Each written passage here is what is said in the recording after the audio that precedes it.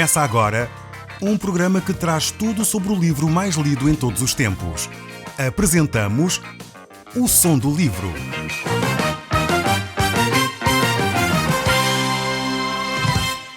Seja muito bem-vindo. Neste podcast vai encontrar o livro mais conhecido e lido em todo o mundo. Vamos levá-lo numa viagem pela história da humanidade. Este é um audiolivro para si, para a sua família e sociedade em geral. Contextualização e comentários de Paulo Chaveiro. Caro amigo, nós no último programa estivemos a olhar para um texto extremamente interessante e vimos como também os filhos de Deus, depois de grandes momentos de vitória, podem chegar a momentos de grande desânimo, como aconteceu com Elias. E vimos como Deus tratou desse desânimo, dessa depressão em que Elias se encontrava.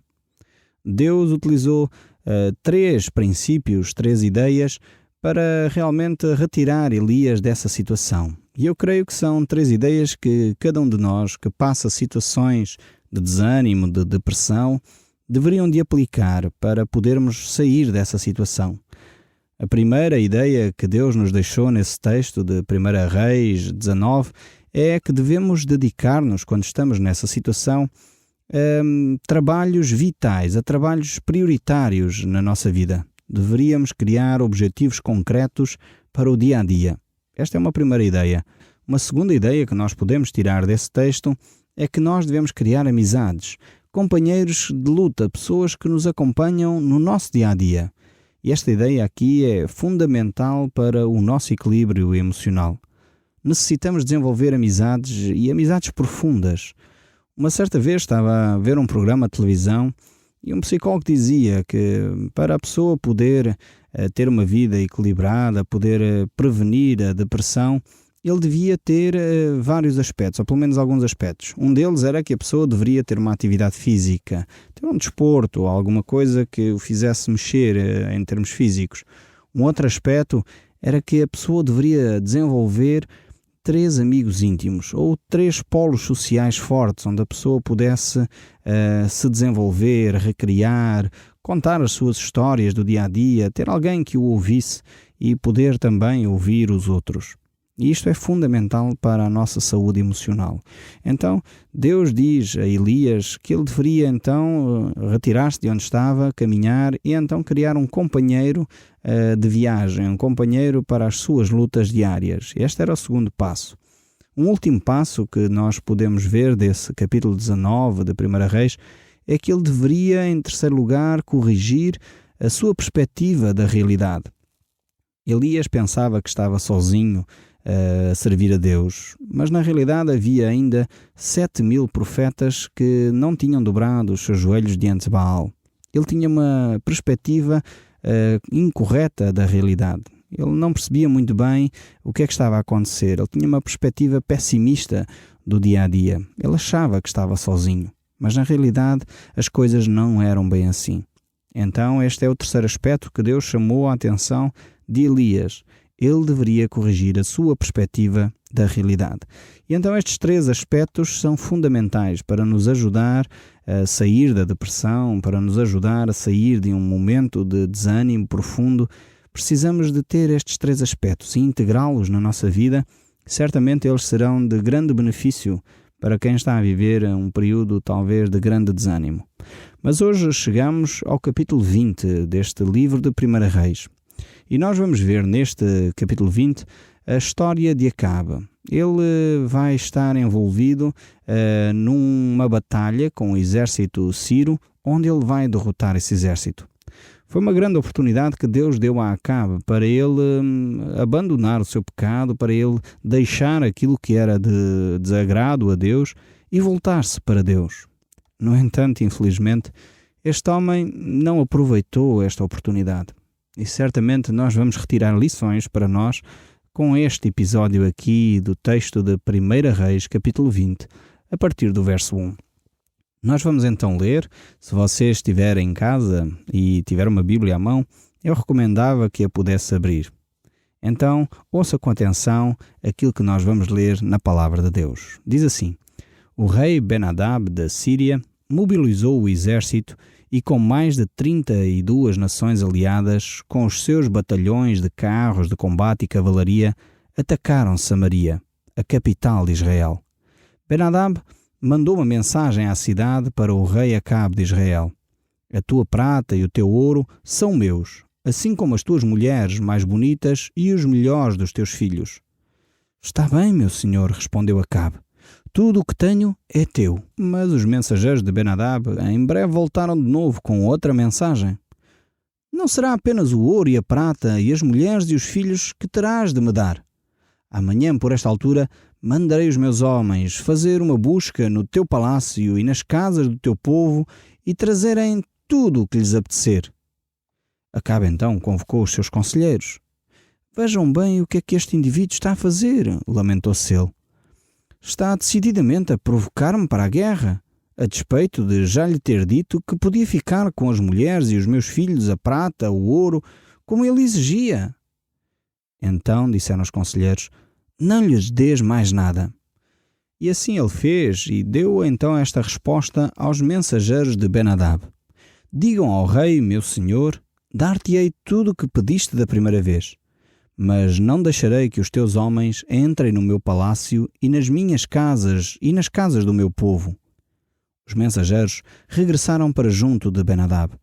O rei Ciro tornou a enviar nova mensagem a Acabe: que os deuses me façam a mim pior ainda do que aquilo que te fizer, se não tornar Samaria num montão de ruínas. O rei de Israel retorquiu: não contes com uma vitória de guerra que ainda não travaste. Esta última resposta recebeu a Ben-Hadad e os outros reis que estavam com ele, numa altura em que bebiam todos na sua tenda de campanha. Preparem o ataque, ordenou o rei Ciro aos oficiais. Então um profeta veio ter com Acabe e deu-lhe esta mensagem da parte do Senhor: vês tu todas estas forças inimigas? Entregar-te-ei todas hoje mesmo. Reconhecerás, enfim, que eu sou o Senhor. Deus então está aqui a falar com Acabe e a dar-lhe uma nova oportunidade. Mais uma vez Deus quer que Acabe reconheça que só o Senhor é Deus. E por essa razão Deus iria livrar a nação de Israel deste numeroso exército de uma forma poderosa, para que Acabe pudesse perceber que ele deveria abandonar a sua idolatria e voltar-se para Deus. Deus é um Deus bondoso e Ele quer manifestar essa bondade para com os seus filhos. Ele quer levar os seus filhos a reconhecerem quem Ele na realidade é. Mas é necessário que aqueles que se relacionam com Deus não desprezem a ação de Deus nas suas vidas. E foi infelizmente o que Acabe fez. Ele recebeu esta bondade de Deus, recebeu esta promessa de Deus para com o seu exército, mas estava a desprezar aquilo que Deus poderia ter feito por ele, assim como pela nação de Israel. E quando nós desprezamos a bondade de Deus, normalmente sofremos as consequências dos nossos atos. Deus deixa que sigamos o nosso caminho. Neste texto aqui que nós estamos a ver, que é apresentado, ele mostra o pecado de Acabe e de Jezabel. Mas mesmo assim, Deus ainda dá uma oportunidade para que Acabe se arrependa, Jezabel se arrependa e voltem para Deus. É aqui uma atitude muito curiosa, esta que Acabe tem. Ele está numa situação de aperto e até nessa altura ele obedece a Deus. Se calhar Acabe é muito parecido consigo e comigo. Quando estamos a viver um período de grande dificuldade, aí voltamos para Deus, fazemos tudo aquilo que Deus nos manda. E Acabe faz exatamente aquilo que Deus lhe diz para ele fazer. Mas vamos continuar a ver o capítulo 20 deste livro de 1 Reis, no verso 14. Vamos ver como é que as coisas aconteceram. Acabe então perguntou: e quem é que vai fazer isso? O profeta respondeu: são as tropas das províncias. Quem começará o ataque? Perguntou Acabe. Tu mesmo. Assim Acabe contou os soldados das províncias, 232, e depois o resto do exército de Israel, 7.000 homens. Cerca do meio-dia, enquanto Ben-Hadad e os seus 32 reis aliados estavam a beber, já todos embriagados, saíram as primeiras tropas de Acabe da cidade. Durante a aproximação, os sentinelas de Ben-Hadad viram e disseram-lhe: estão a aproximar-se algumas tropas inimigas. Tomem-nos vivos, ordenou o rei Ciro. Venham elas a pedir tréguas ou a combater. Entretanto, todo o resto das tropas de Acabe se juntaram para atacar. Assim, cada um deles matou um soldado sírio e, de repente, todo o exército de Ben-Hadad desatou em pânico. Os israelitas perseguiram-nos, contudo o rei deles e alguns outros conseguiram escapar a cavalo. Mas a maior parte dos carros de cavalaria foram capturados e muitos dos sírios foram mortos. O profeta então chegou-se ao rei e disse: "Prepara-te para um novo ataque do rei da Síria." Vemos aqui este texto bíblico extremamente curioso. Deus utiliza estes homens, poucos homens, para fazer uma grande vitória na nação de Israel. Tínhamos 7.232 homens. Este era o exército de Acabe. No entanto, do outro lado da batalha, tínhamos 32 reis com todo o seu exército, enquanto Acabe era um rei só. Poderíamos imaginar que o exército sírio, no mínimo, seria 32 vezes maior do que o exército de Israel. Mas como era Deus que estava a combater, realmente a vitória não poderia ser diferente. Deus opera através das fraquezas, Deus age de uma forma poderosa quando nós não temos condições, e é exatamente isso que Deus vai mostrar aqui a Acabe. Ou seja, ele não tinha condições para tornar aquela situação em vitória. Como nós já vimos, Acabe, antes de tentar começar a guerra, já tinha enviado um tratado de paz. Ele estava disposto a dar o ouro, a prata, as mulheres, os filhos, para que a paz fosse mantida. No entanto, Deus iria operar um grande milagre. Acabe sabia que estava em grande desvantagem. Mas, como disse Martinho Lutero, um com Deus é maioria. E Acabe sabia que, se ele confiasse em Deus, realmente Deus poderia operar maravilhas. E ele aqui obedece a Deus. Por outro lado, encontramos este rei Ben-Hadad a beber de uma forma descuidada com os outros reis e com os outros generais. E aqui revela-nos um problema muito sério que o nosso país também tem: o alcoolismo.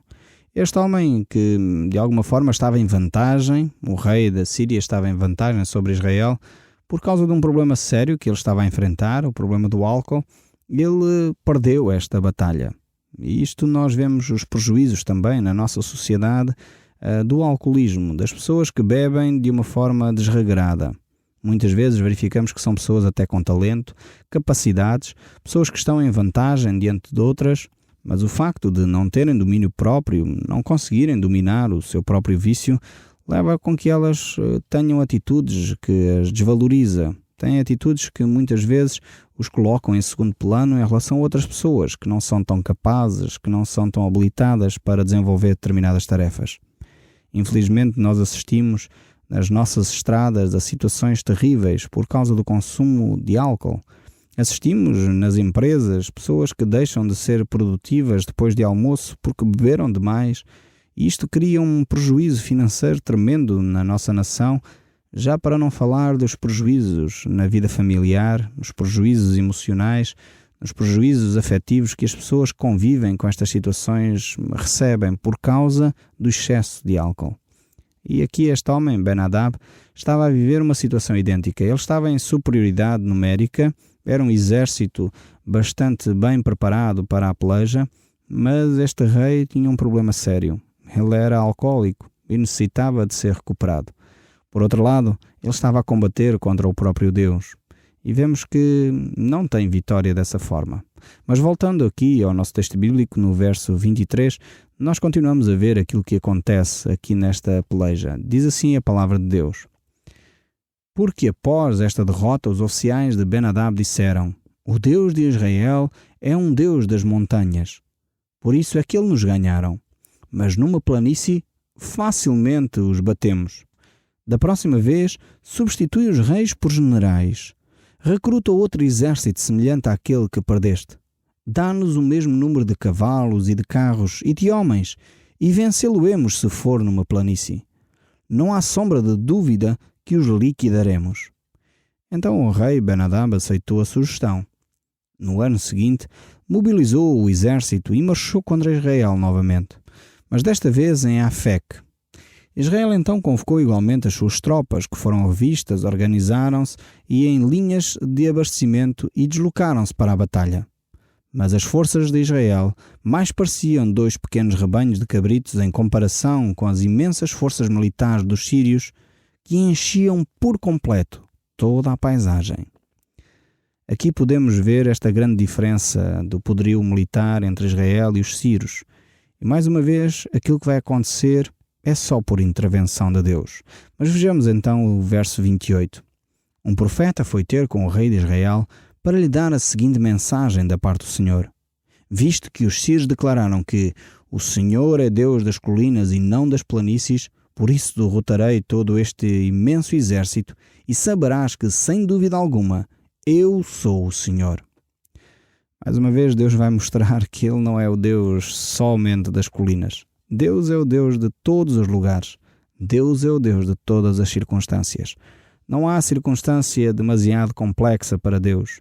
Não há local geográfico demasiado difícil para Deus. Deus é o Deus que está em todo lugar. É necessário, sem dúvida alguma, é que os filhos de Deus lhe obedeçam. Cuidem de fazer exatamente aquilo que Deus deseja. E certamente, quando nós fizermos isso, veremos as grandes vitórias que Deus tem para nós.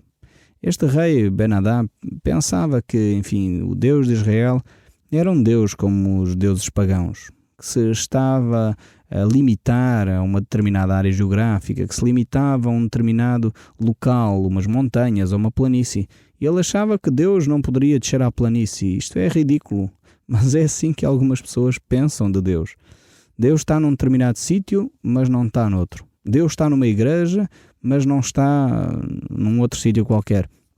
Deus está em todo lugar. Deus está aí onde você está a ouvir neste momento, seja no carro, seja em casa, seja em qualquer outro sítio. Deus está aí ao pé de si, porque Deus é um Deus que está presente em todo lugar.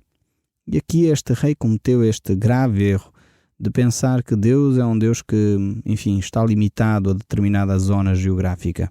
Mas vejamos ainda o que a palavra de Deus nos diz. Os 2 exércitos formaram uma linha em combate, um em frente ao outro, e assim estiveram 7 dias. Por fim, começou a peleja. Os israelitas mataram 100.000 homens da infantaria naquele mesmo dia.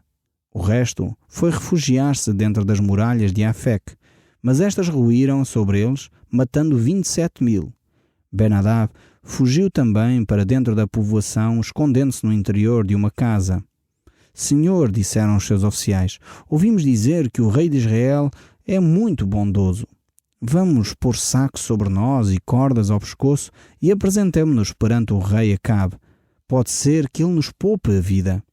Foram assim ter com o rei de Israel e imploraram. O teu servo Ben-Hadad roga-te, deixa-nos viver. O rei de Israel respondeu, o quê? Ele ainda está vivo? É meu irmão. Aqueles homens receberam imediatamente aquelas palavras como um raio de esperança e apressaram-se a exclamar, sim, é verdade, ele é teu irmão. Vão já buscá-lo, disse-lhes o rei de Israel. Quando Ben-Hadad chegou, convidou-o a subir para o seu carro. Vemos aqui que realmente este Acabe era um homem muito estranho. Primeiro, é um homem que é idólatra, desobedece a Deus. Quando Deus lhe dá uma oportunidade, ele começa a acertar o passo, a obedecer a Deus. Mas mais uma vez Deus tinha dado ordens muito claras sobre como ele deveria proceder com este rei Ben-Hadad, mas no entanto ele desiste de seguir a vontade de Deus. E vejamos o que é que vai acontecer.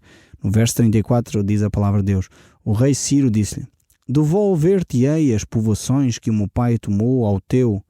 Poderás estabelecer postos de comércio em Damasco, tal como o meu pai fez em Samaria.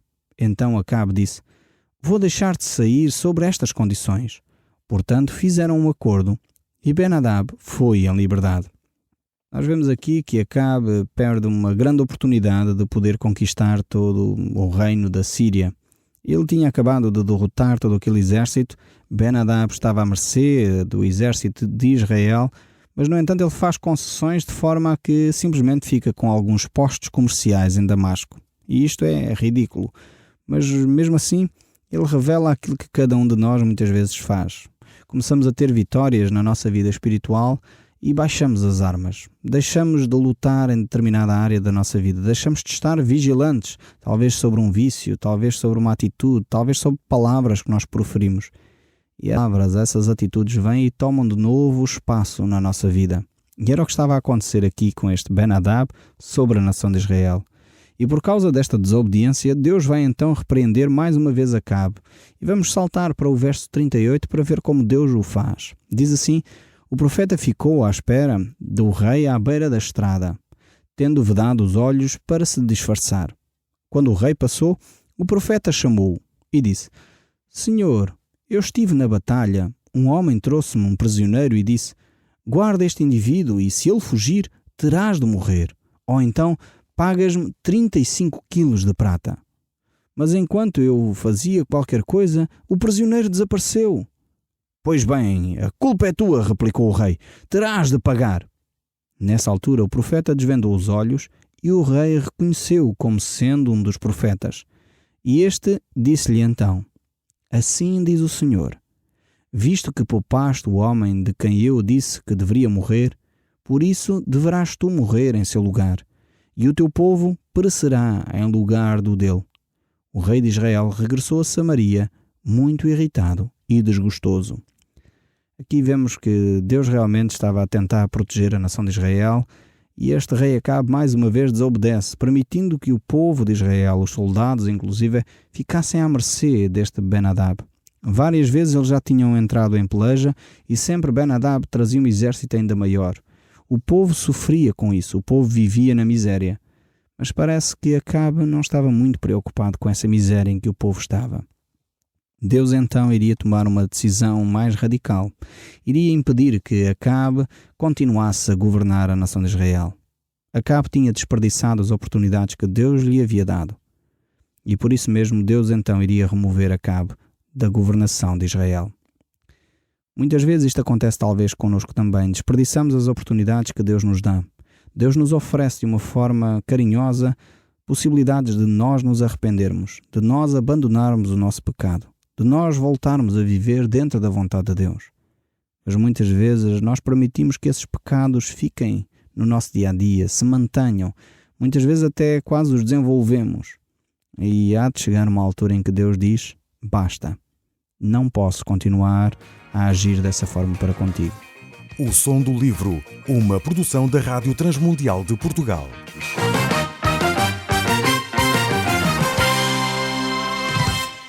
RTM. Conhece todos os nossos programas em rtmportugal.org. Uma produção da Rádio Transmundial de Portugal.